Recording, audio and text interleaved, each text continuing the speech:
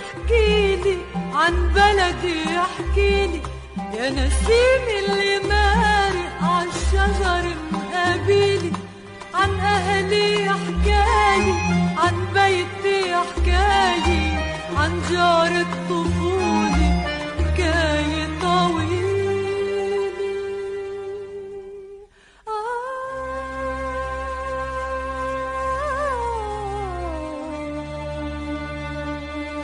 احكيلي احكيلي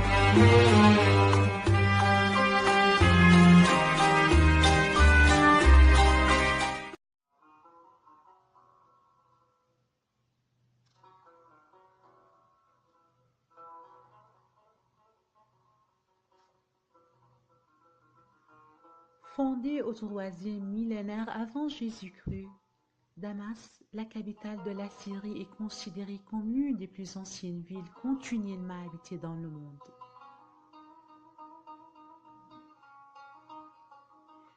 Ville quasi mythique, connue à travers les âges par sa beauté singulière.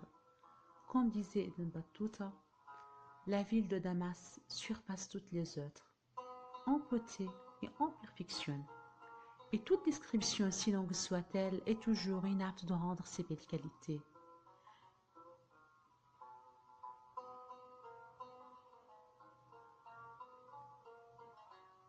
Elle se distingue par ses remparts, sa citadelle, ses quartiers historiques, ses mosquées, ses anciennes églises, ses palais, ses madrasas, sa rue droite, ses hammams, ses souks célèbres et ses productions artisanales.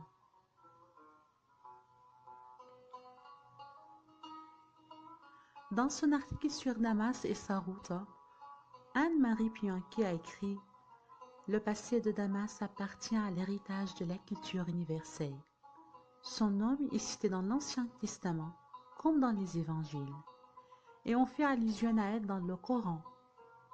C'est encore ce nom que porte la rose que les Francs rapportèrent des croisades, et c'est lui qui se retrouve dans les adjectifs utilisés pour qualifier le trempage de certaines lames d'acier, le travail décoratif pratiqué à l'aide de métaux variés ou encore une forme particulièrement fine de tissage.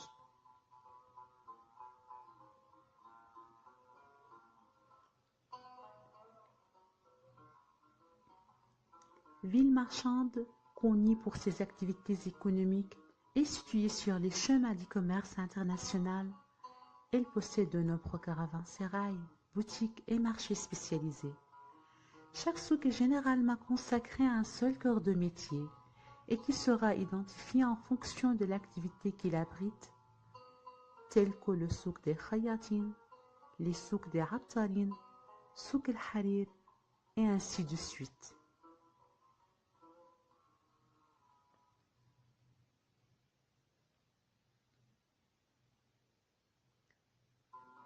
Les ateliers consacrés au travail du cuivre se trouvent dans le souk des Nahassin, qui se situe dans la rue du roi Faisal. Ce souk date de l'époque ottomane.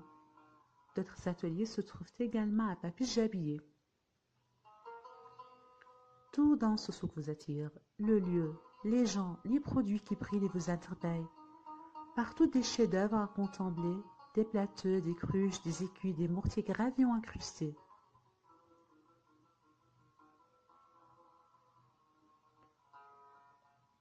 Dans le passé, on a utilisé le cuivre pour faire la monnaie, puis il a été utilisé dans les maisons et les ustensiles de cuisine.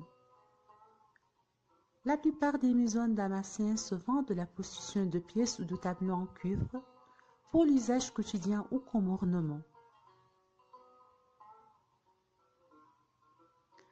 La gravure sur le cuivre est un métier ancestral qui se transmet de père en fils.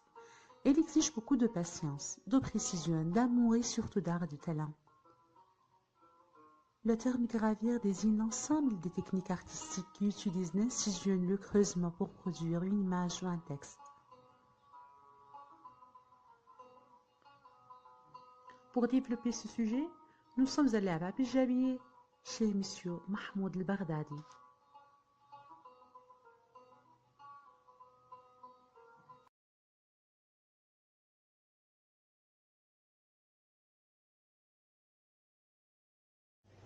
Pouvez-vous vous présenter?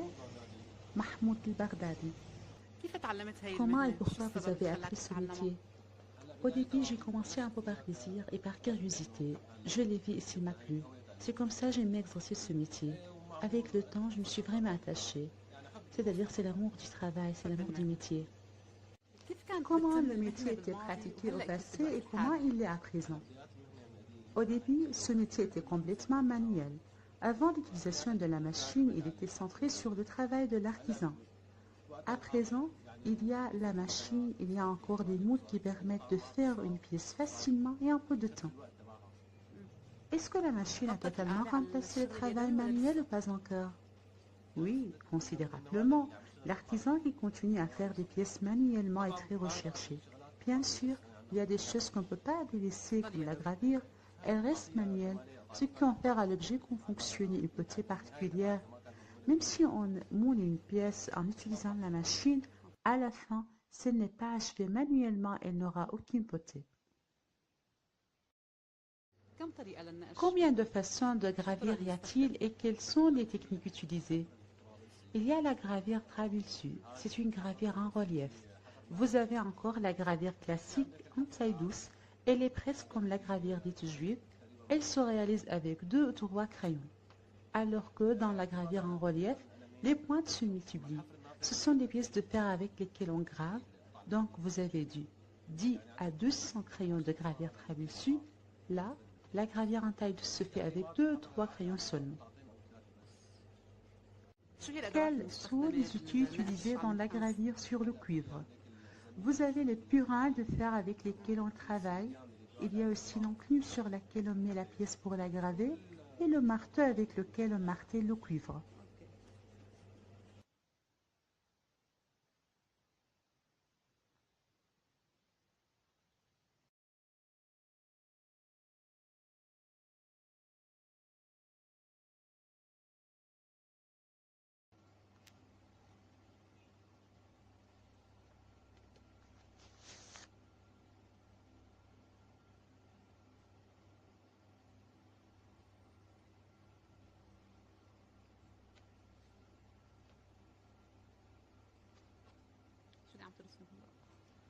Qu'est-ce que vous dessinez maintenant? Maintenant, le motif représente des amandes. C'est une amande.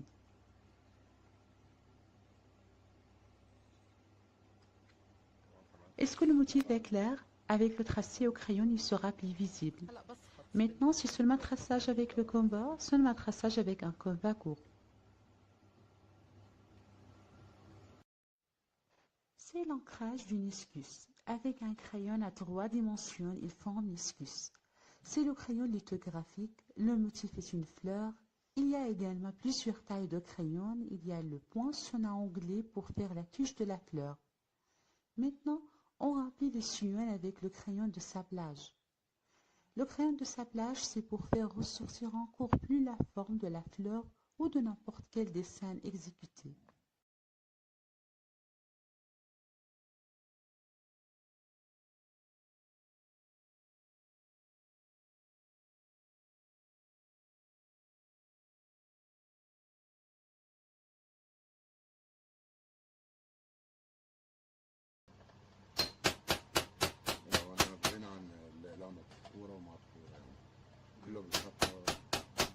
Maintenant, je n'ai plus besoin de crayons et d'autres outils. Tout se passe ici par la gravure. Il y a plusieurs crayons de gravure? Oui.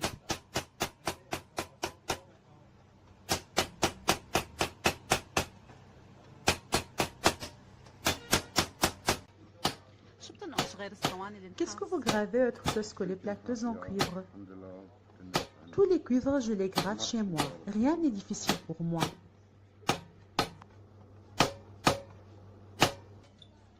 J'ai appris ce métier de mon maître. Comme loisir? Oui, au début comme loisir, mais j'aimais le métier, je l'ai appris. Quel crayon vous utilisez? C'est le tressage. Je fais la fleur.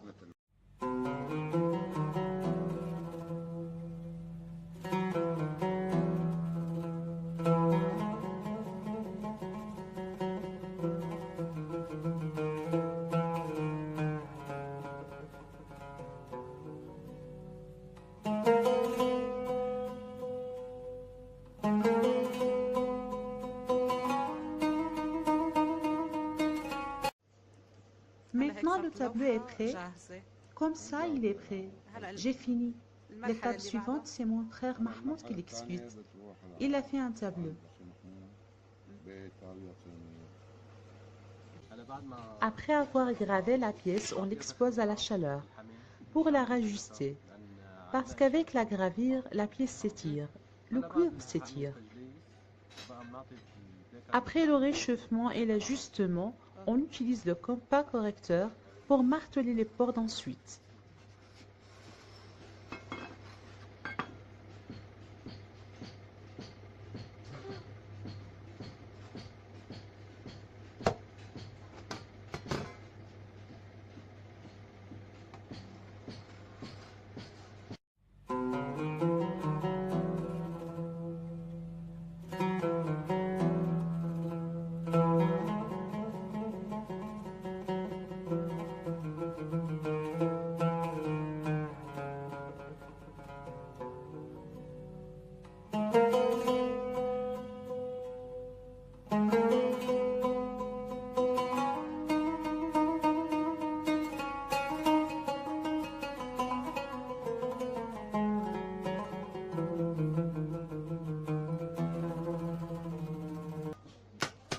Maintenant, qu'est-ce que vous faites?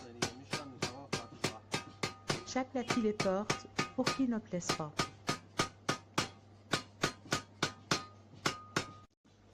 Qu'est-ce que vous faites? Maintenant, on travaille pour remodeler les portes du plateau. Cela donne de jolies portes. On appelle cette technique tartara. Voyez-vous la forme qui en résulte? La dernière étape est le polissage.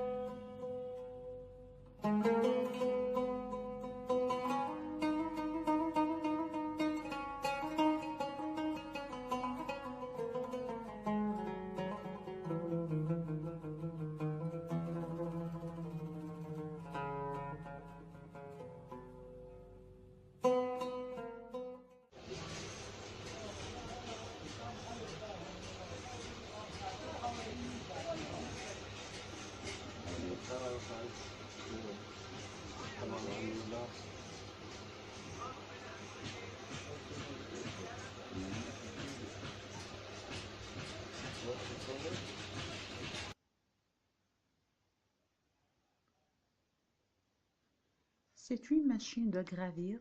Elle s'appelle une machine de gravure au laser. Après avoir dessiné sur la pièce, nous allons la graver en utilisant la machine.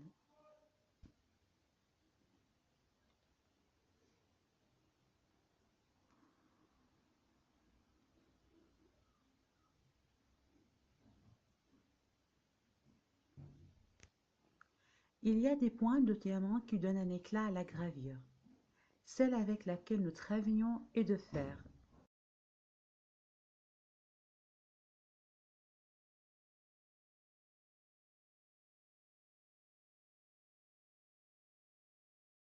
Par exemple, ce tableau est le produit d'une machine mécanique, du début jusqu'à la fin. Au début, c'est une pièce circulaire. Après vient la gravure. L'intérieur est gravé par l'acide. Ensuite, on utilise la machine pour former les portes. Le prix de ces pièces est rentable par rapport au temps du travail? À présent, non, parce que le coût de production a augmenté, c'est-à-dire le prix du métal brut qu'on achète. Le cuivre est cher maintenant. Au début, cela nous coûtait moins. Quelles sont les difficultés que vous rencontrez dans ce métier? Les difficultés que nous rencontrons, c'est l'exportation de matières premières de l'étranger. La plupart de ces matières sont importées de l'extérieur. Ce sont les difficultés que nous rencontrons. En plus du prix élevé, ce sont de petits problèmes qui affectent notre travail. Donc, c'est le métier de la patience, de l'art, du raffinement et de l'invention. Chaque pièce vous raconte une histoire unique et vous laisse admiratif devant sa beauté et son éclat, et fait naître en vous la nostalgie du passé. Les rues de Damas recèlent d'infimes surprises. Damas, la perle de l'Orient, cette ville justifie amplement l'expression qui affirme que Damas est le grain de beauté du monde.